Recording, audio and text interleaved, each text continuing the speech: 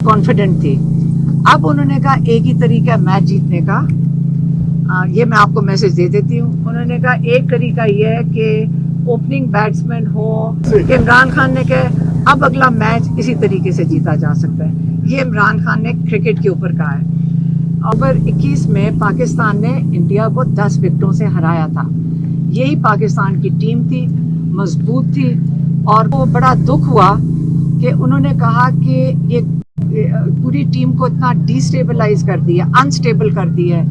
ये जो लगता ऐसे है कि अगली 2-3 हियरिंग्स में ये केस की ख़त्म हो जाएगा, और हम उम्मीद करते हैं कि इसी हफ्ते इमरान खान और बुशरा बीबी को ये कन्विक्शन ख़त्म हो जाएगी और वो रिहा। लेकिन उसके बावजूद जो जज साहब हैं वो केस सुन रहे हैं।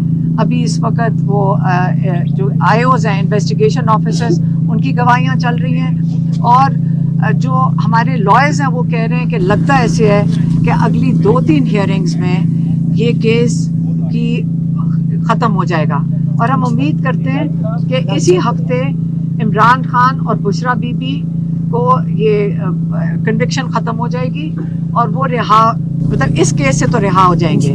अगला जो केस है वो है अलकादिर, जो 10 महीने से जो डोगर साहब हैं वो सुन नहीं रहे थे। अब आप गए थे तो अब तारीख मिली है 25 तारीख की, जो जुमेरात बनती है, तो उस दिन हमारे लॉयर्स जाएंगे और हम सब जाएंगे इसी उम्मीद से कि वो बेल हियरिंग जो है अलकादिर की, इमरान खान और बुशरा बीबी की, वो सुन लेंगे। जो पहला इमरान खान ने इसके बाद जो पहली जो उन्होंने पॉइंट डिस्कस किया, मेरे ख्याल में वो अखबार उनको मिल रहे हैं और वो अखबार देख रहे थे, वो क्रिकेट के बारे में था। इमरान खान देखिए ने कहा कि एक चीज़ है जो पाकिस्तान में, और उनको बड़ा दुख हुआ कि उन्होंने कहा कि ये पूरी टीम को इतना डिस्टेबलाइज कर दिया, अनस्टेबल कर दिया है।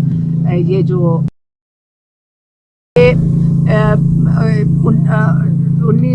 2031 में अक्टूबर 21 में पाकिस्तान ने इंडिया को 10 विकेटों से हराया था। यही पाकिस्तान की टीम थी, मजबूत थी और कॉन्फिडेंट थी। अब उन्होंने कहा एक ही तरीका है मैच जीतने का, ये मैं आपको मैसेज दे देती हूँ। उन्होंने कहा एक तरीका ये है कि ओपनिंग बैट्समैन हो, कि इमरान खान ने कहा अब अगला मैच इसी तरीके से जीता जा सकता है। ये इमरान खान ने क्रिकेट के ऊपर कहा है। और आपने सबसे पहले मुझे 2/3 इमरान खान कह रहे हैं, मुझे नहीं, इमरान खान कह रहे हैं मुझे 2/3 अक्सरियत मिली थी, पाकिस्तानियों ने पीटीआई को वोट दिया था। आपने सबसे पहले पाकिस्तानियों का वोट चोरी किया और आपने उनको दे दिया जो सजा याफ्ता थे, और उनको पाकिस्तान के ऊपर मुसल्लत कर दिया। कहते मुशर्रफ के वक्त में मीडिया आज़ाद था, मतलब मीडिया उस वक्त सबसे ज़्यादा चैनल्स आए, और लोग उस वक्त मुशर्रफ के साथ इसलिए खड़े थे, हालांकि वो डिक्टेटर था, क्योंकि वो इन लोगों का एहतसाब कर रहा था, इन दो पार्टियों के सरबराहों का, और इनका एहतसाब कर रहा था। इस मैंडेट के ऊपर वो मुशर्रफ साहब आए थे और उसी के ऊपर उनको सपोर्ट मिली थी।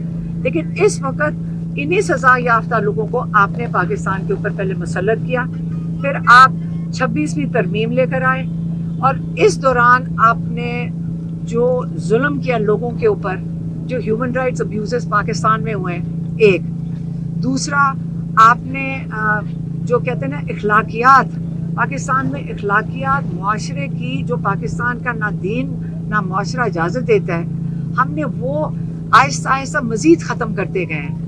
तीसरा उन्होंने कहा कि आप उसके बाद 26वीं तरमीम लेकर आए, और 26वीं तरमीम में आपने जो जजेस की ऑटोनॉमी थी, जो उनकी इंडिपेंडेंस थी, वो आपने मुकम्मल तौर पे ख़त्म करके इसको एक गवर्नमेंट डिपार्टमेंट बना दिया।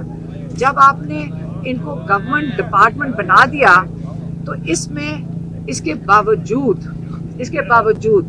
कई जजेस हैं जिन्होंने इस चीज़ को सपोर्ट नहीं किया। कई जजेस हैं जिन्होंने अपनी ज़मीर की आवाज़ में वो रूल ऑफ लॉ के लिए खड़े हुए हैं। वो जो जजेस खड़े हुए हैं अपनी ज़मीर की आवाज़ में, جو انصاف دینا چاہتے ہیں پاکستانیوں کو، وہ پاکستان کے ہیروز ہیں. پوری پاکستان کی قوم ان کے پیچھے کھڑی ہو، جنہوں نے رول آف لا کے لیے انہوں نے اپنی آواز اٹھائی ہے ان حالات میں، جو کہ اس وقت بڑے مشکل حالات ہیں، بڑے دباؤ کے حالات ہیں، ظلم کے حالات ہیں.